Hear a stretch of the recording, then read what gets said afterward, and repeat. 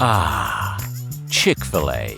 The only place where you can order chicken nuggets and waffle fries with a heaping side of Southern Baptist sensibilities. They're known for customer service, drive-thru lines rivaling In-N-Out, and some pretty universally beloved fried chicken. But if you're wondering how a family-owned diner turned into a billion-chicken empire, stick around, because today we're going to take a look at the weird history of Chick-fil-A. But before we get started, be sure to subscribe to the Weird History Foods channel.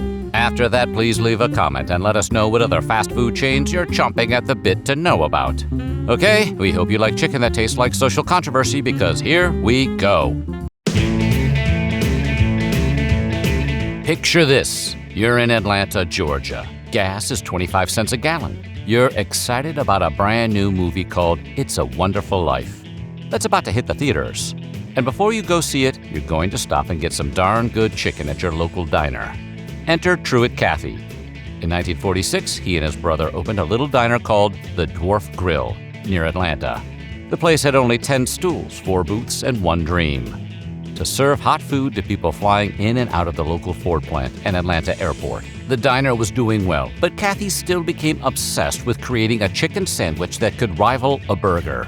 He spent the next few decades experimenting, deep frying, and taking only God knows how many bites from some really dry chicken. But then he discovered something game-changing. If you cook a boneless chicken breast in a pressure fryer with peanut oil, then toss it on a buttered bun with 2 pickles, you've got a pretty perfect chicken sandwich. In 1964, Cathy patented the process and made history. But before opening his own restaurant to sell said sandwich, Cathy first licensed his recipe to other diners. So for a while, you could actually find Chick-fil-A sandwiches at different restaurants across the South. But Cathy wasn't thrilled about losing control of his brand, so he built an empire instead. In 1967, the first standalone Chick-fil-A opened in Atlanta's Greenbrier Mall. And from there, the chain took off faster than a cow holding a billboard. And their slogan? "We didn't invent the chicken, just the chicken sandwich." That's only mostly true. Technically, other places had put chicken on bread before Chick-fil-A came along. But Cathy's version, pressure-fried, simple, and consistent, arguably became the template for every fast food chicken sandwich that came after. The name, of course, was a play on Chicken-fil-A, with the A meant to signify Grade A quality. That's right, Chicken-fil-A Grade A. Not the most whimsical name in the fast food market, but who has time for whimsy when you're trying to convince people that your meat is high quality? While some chains go the Cheesecake Factory route, giving you endless options and endless possibilities, Chick-fil-A decided that a small menu and a focus on service was the better option. Their business model was simple: 1 flagship product, 1 insanely consistent recipe, and employees who act like saying "thank you" is a one-way ticket to world peace. And it worked. By the 1980s, Chick-fil-A had locations all across the South. By the 90s, they went national, popping up in food courts and freestanding locations across America. Grabbing a chicken Sammy and a VHS from Blockbuster? Talk about a perfect Friday night. In the 90s, at least. Anyway, while most fast food places are franchised, Chick-fil-A did something a little different. They own all their properties and handpick operators who basically run them like small business partners. That model lets them control the customer experience, which is why walking into a Chick-fil-A feels like you just entered the world's sweetest cult. Now, it's worth noting that not all of Cathy's restaurants are Chick-fil-A's, or at least not regular Chick-fil-A's. His empire also includes Hapeville Dwarf House, Truett's Grill, Truett's Chick-fil-A, and Truett's Luau. That's right, Luau.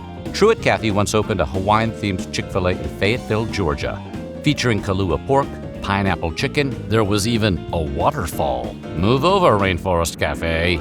Because apparently after decades of serving chicken sandwiches, Truett said, "You know what this needs? Hula." Over the decades, the Chick-fil-A brand has stayed loyal to its OG sandwich. But a few other menu items have managed to become fan obsessions. Those include the waffle fries, nuggets, and of course, Chick-fil-A sauce, along with a wide array of other sauces. In fact, in 2018, the most ordered item wasn't even the famous chicken sandwich. It was the waffle fries, followed by soft drinks, nuggets, and then the original sandwich. And sure, like every fast food restaurant in the social media era, there is a secret menu. Although secret is a bit of a stretch. It's mostly just remixes of existing items, just like all secret menus are. Does adding buffalo sauce to your sandwich really make it a buffalo chicken sandwich? You bet it does! And yes, absolutely, 2 patties in 1 bun can be called a double-decker. Why the hell not?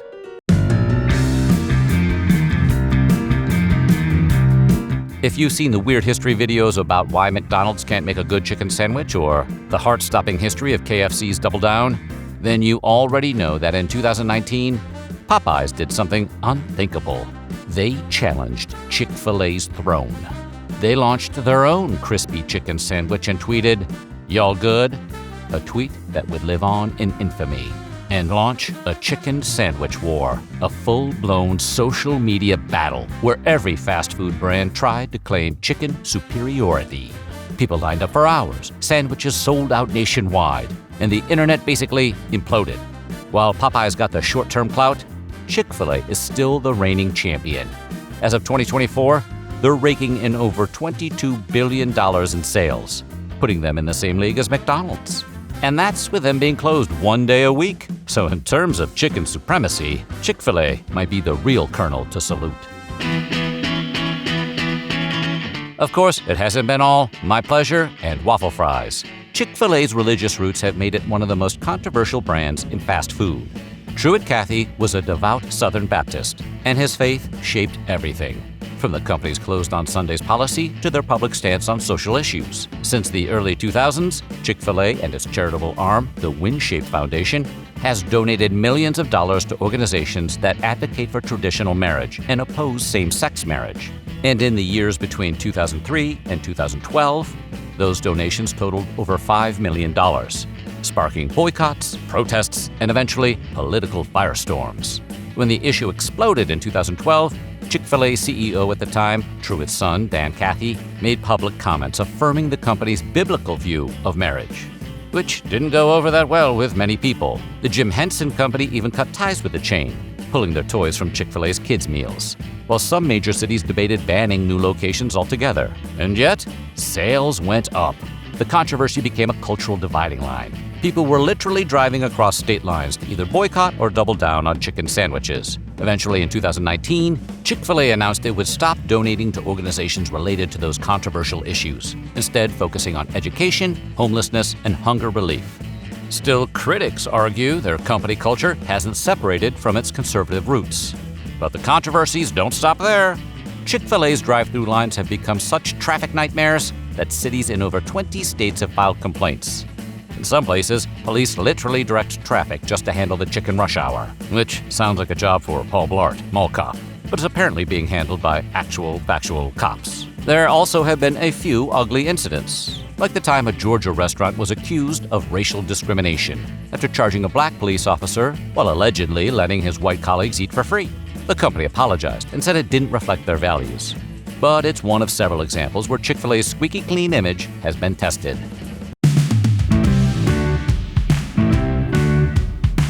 So where does Chick-fil-A go from here? Well, for one, they're huge. As of 2025, the chain has over 3,000 locations, and they're no longer just a Southern staple. They've expanded into Canada and have started testing international markets in the UK and Asia, with even more global locations in development. Financially, they're even bigger. That $22 billion in annual sales makes them one of the most profitable fast food companies in America. And once again, in case you already forgot, that's with them being closed 1 day of the week, every week. Imagine what would happen if they opened on that 7th day. Of course, Truett Cathy would rise from the grave to stop that from happening. Probably. The company is also experimenting with grocery store products, like bottled sauces and ready-to-heat chicken sandwiches. And in some cities, they're testing digital-only locations, where you order on an app, grab your food from a locker, so you never have to hear anyone say, "My pleasure," ever again. They're also rolling out 2-story drive-thrus, presumably for people with 2-story cars, and massive fulfillment kitchens to handle mobile orders, because apparently some people consider waiting more than 6 minutes for chicken nuggets the end of life as we know it. And let's not forget the seasonal menu, with things like a peppermint milkshake, spicy biscuits, and of course, a chicken salad sandwich. With all that on their plate, and if history is any guide, Chick-fil-A's future looks bright and drenched in sauce. From a tiny 10-stool diner in Georgia to a multi-billion-dollar empire, Chick-fil-A's story is part American dream, part marketing genius, and part culture war. And whether you love them, hate them, avoid them, or just wake up on Sunday morning and drive all the way there only to realize now you have to find something to eat at Taco Bell instead, you can't deny that Chick-fil-A has changed the fast food game. So next time you hear, "My pleasure," just remember, behind that sandwich is a history that's crispy with a touch of controversial. So what do you think? And are you a fan of Chick-fil-A's famous chicken sandwich? Let us know in the comments below, and while you're at it, check out some of these other videos from Weird History.